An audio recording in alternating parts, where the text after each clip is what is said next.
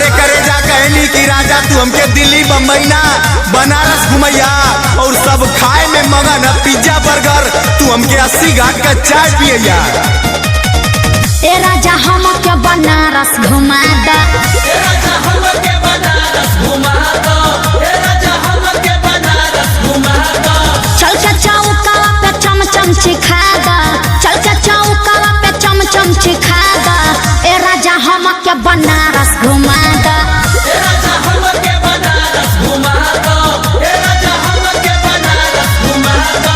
अरे अरे करे जा आई बनारस के गली से भी छोट तो हर सोच, अरे करे जा आई बनारस के गली से भी छोट तो हर सोच कि तू हमके ना समझ पावत हो, बस हमके यही बात का अफसोस है।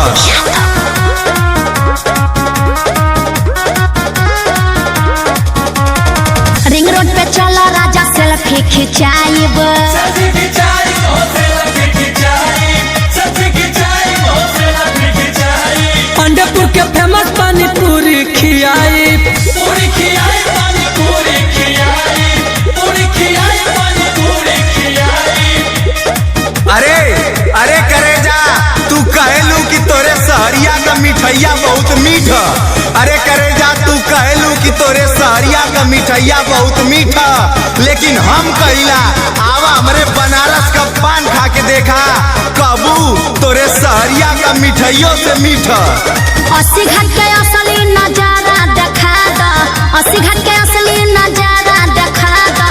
ए राजा हमके बनारस घुमा दा, ए राजा हमके बनारस घुमा दो, ए राजा हमके बनारस घुमा दो।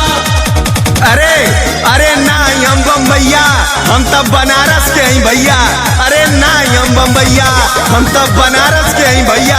आवा तो के जिजरी खिलाई गंगा जी में पी के बनारस का फेमस ठंडैया। भोजपुर से लाली वाली बिंदिया दिया दा, बिंदिया दिया दो, ओ बिंदिया दिया दो, बिंदिया दिया दो, ओ बिंदिया दिया दो। गाजीपुर से टुन शिवम के बोला द, शिवम के बोला दो, अंकित के बोला दो, शिवम के बोला दो, अंकित के बोला दो। अरे अरे करे जा तो के ऐसन वैसन चीज ना गजब का चीज दिवाई, अरे करे जा तो के ऐसन वैसन चीज ना गजब का चीज दिवाई। और तू बात कर तू बस बनारस घूमे का निशानी के तौर पे तो के बनारसी साड़ी पहनवाई। हमके गोदौली